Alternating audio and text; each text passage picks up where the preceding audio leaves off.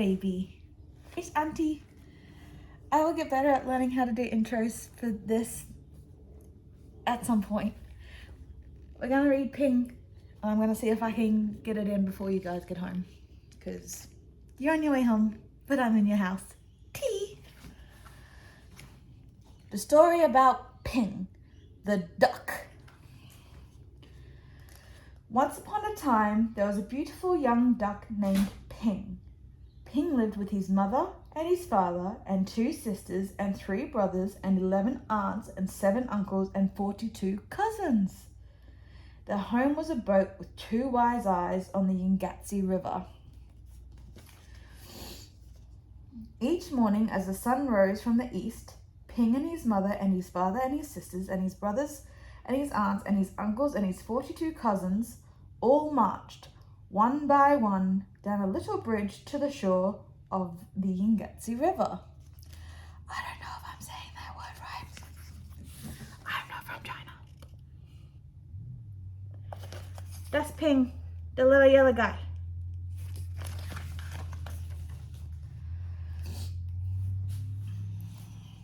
All day they would hunt for snails and little fishes and other pleasant things to eat. But in the evening, as the sun set in the west, la la la la lay, would call the master of the boat. Quickly, Ping and his many family would come scurrying. Quickly, they would march one by one over the little bridge and onto the wise-eyed boat, which was their home on the Yingatsi River. Ping was always careful, very, very careful, not to be the last, because the last duck to cross over the bridge always got a spank on the back. There he is, little Ping. Quack, quack. But one afternoon, as the shadows grew long, Ping did not hear the call because at that moment, Ping was wrong side up trying to catch a little fish. By the time Ping was right side up, his mother and his father and his aunts were already marching one by one up over the bridge. By the time Ping neared the shore, his uncles and his cousins were marching over. And by the time Ping reached the shore, the last of his 42 cousins had crossed the bridge. Ping knew he would be the last, the very last duck. If he crossed the bridge, Ping did not want to be spanked. That's his butt. Ping butt. I don't know what that's. Ping butt. Ping butt? Say that 10 times fast. So he hid. Dun dun. Ping hid behind the grasses, and as the dark came and the pale moon shone in the sky, Ping watched the wise-eyed boat slowly sail away down the Yingatsi River. All night long, Ping slept near the grasses on the bank of the river with his head tucked under his wing. And when the sun rose up from the east, Ping found he was all alone on the Yingatsi River. Poor little baby.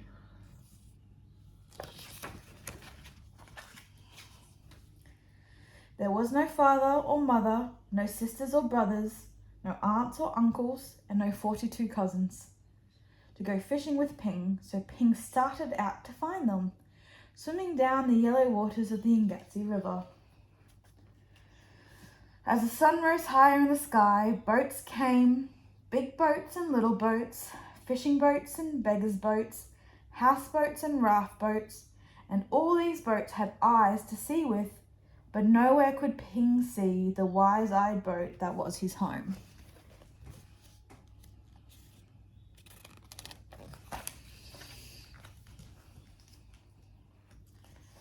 And then came a boat full of strange, dark fishing birds.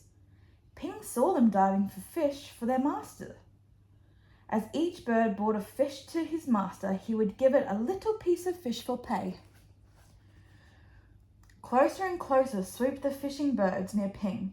Now Ping could see the shiny rings around their necks, rings of metal made so tight the birds could never swallow the big fish they were catching. Auntie definitely does not remember just what this book was about when she bought it. Swoop, Splash, splash. The ringed birds were dashing here and there all about.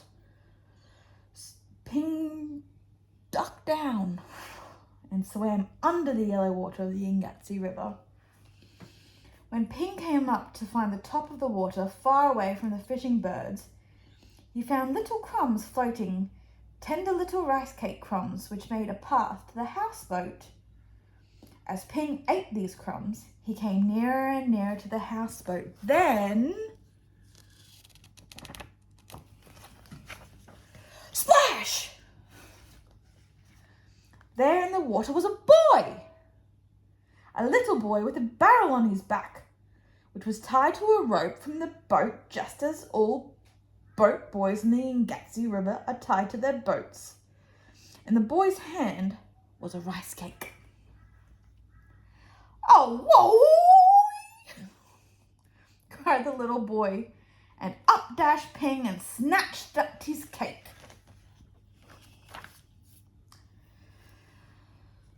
Quickly, the boy grabbed Ping and held him tight. "Quack, quack, quack, quack," cried Ping. "Oh, yeah!" yelled the little boy.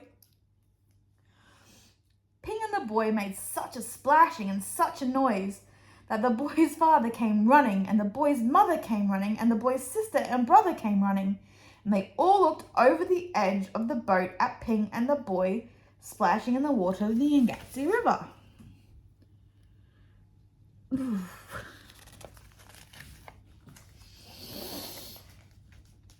Then the boy's father and mother pulled at the rope which was tied to the barrel on the boy's back. They pulled, and up came Ping and the boy onto the houseboat. And this is why you're in swimming lessons, so you don't have a barrel tied to your back. "Ah, a duck has come to us," said the boy's father. "I will cook him with rice at sunset tonight," said the boy's mother. No, my nice duck is too beautiful to eat," cried the boy. I should not be doing this in a racist accent. But down came a basket all over Ping, and he could see no more of the boy or the boat or the sky or the beautiful yellow water of the Ingatsi River. All day long, Ping could only see the twin lines of the sun which shone through the cracks in the basket, and Ping was very sad. After a long while, Ping heard the sound of oars and felt the jerk, jerk, jerk of the boat as it was rowed down the Ingatsi River. Soon the lines of sunshine which came through the cracks of the basket turned rose colour, and Ping knew the sun was setting in the west. Ping heard footsteps coming near to him.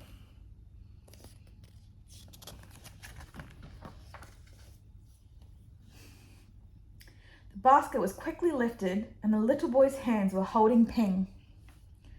Quickly, quietly, the boy dropped Ping over the side of the boat, and Ping slipped into the water, the beautiful yellow water of the Ingatsi River. Then Ping heard this call, "La la la la lay!"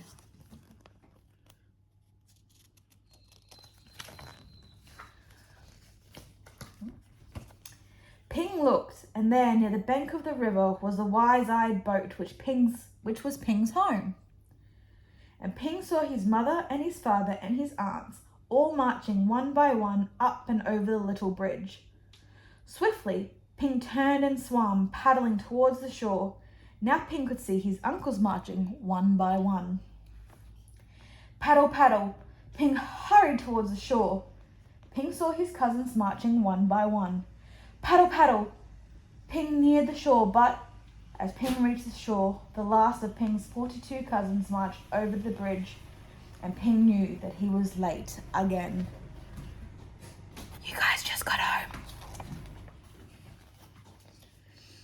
But up marched Ping, up over the little bridge, and spank came the spank on Ping's back.